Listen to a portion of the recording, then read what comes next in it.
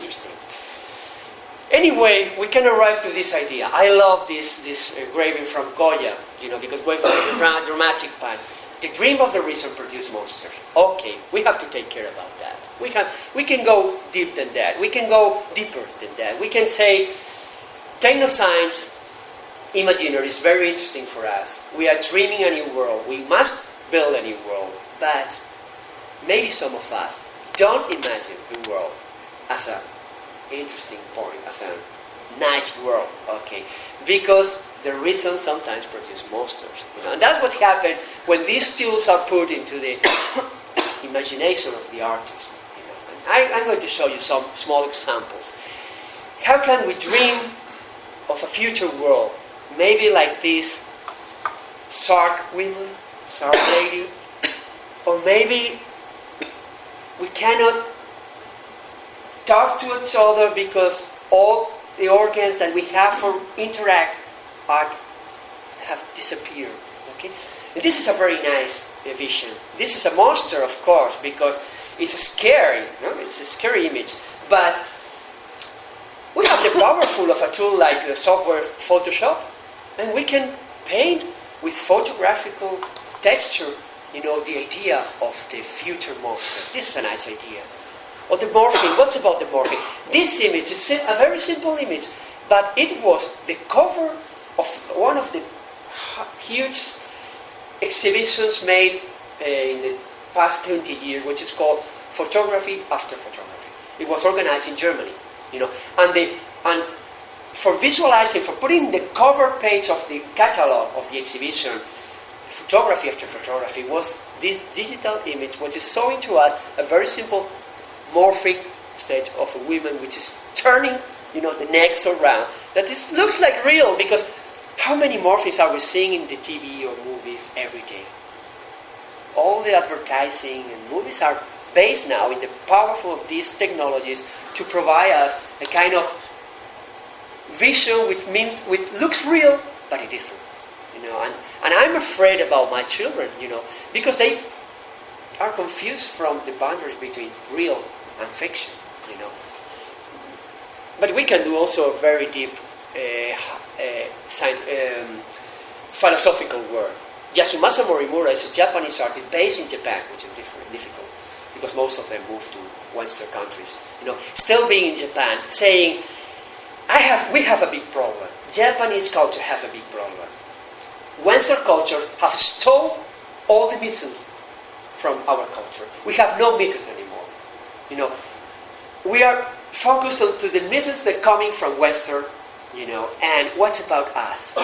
So his work is very simple but very deep. It's saying, okay, this is a traditional lifestyle from the 17th century, Spanish 17th century, on Catholics. And this is from Japan. This is a myth from Japan. Can we put inside the skin of this Western culture myths our own myth? What should happen? This is a kind of kidnapping. Okay? And this is a very interesting, very powerful cultural appropriation, cultural work done. Also, we can think about the clone.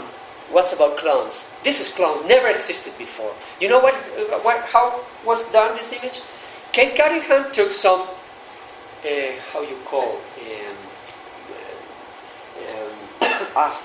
sand, it's wet sand that we make sculptures.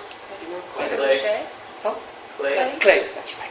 And just figure out an image of a body.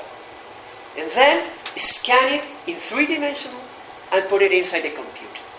So it has a 3D image from the sculpture, just made like, artists like gods, okay, providing life. So the image was inside, like a sculpture, simple, and then took some photographical textures and were adding. So finally, he got, a figure, a male figure. Then we clone them. So we can have 1 or 2 or 3 or 5 and moving around. So these guys that never existed and represent beauty itself, it's coming from the traditional idea that artists can provide life, just from sand, just from, this small material. So this is also an interesting idea. But talking about monsters, what's happened about the genetics, how some artists are looking at the future through genetics, and this is Patricia Piccinini is an artist from South Africa, and provide to us these scary images, so saying, hey, why cannot we imagine, a world like that? For me, Patricia Piccinini is doing exactly the same work that Jules Verne did, trying to imagine the underwater world or trying to imagine how to arrive to the moon. I was talking to a scientist who was working in the NASA, the agency, the Meteorological National, and he said, it's interesting to think why we choose the Verne's vision of arriving to the moon to arrive to the moon. Because we had so many possibilities. But how to imagine? How to put a human being, a man onto the moon surface, onto this moon surface? Why don't think about Verne's vision? And they took the Verne's vision, and they put it like that. So it's very interesting, how artists maybe can provide to science, a way of understanding things or arriving to possibilities. But also in the scare world, future world, we can imagine things like that. This is a real artist. I know her personally, Orlan. He's a French artist. And his work is, I am a sculptor myself. So I'm going to make surgery, that's right, of my own body, and I'm going to become a monster. Because this is my dream, my nightmare. Okay? And she wants to arrive to this point. But now it's in this point. I was with her 3-4 times in my life, and the last one was 2 years ago. And he is invited by art biennales or festivals, and say, okay, I pay to you. You come as an invited artist, and the only thing you have to do is to walk around the participants and stay among them. And this is a living sculpture.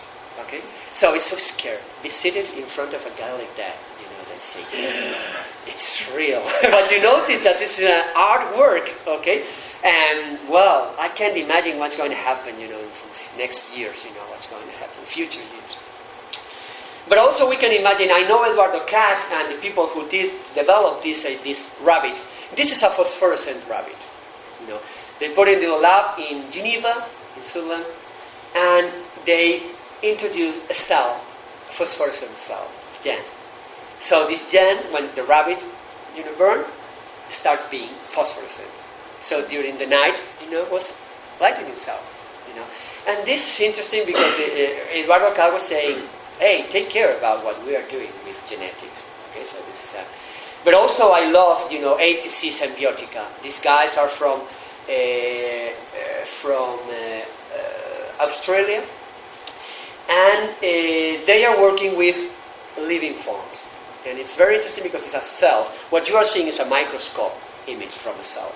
And they took the idea from the Japanese culture in the past times, the women were putting some strings on the feet because the beauty of feet was being very, very small, a reduced one. So, there was a kind of, not monster, but, was a degeneration, because of that. But finally they got this small, beautiful feet.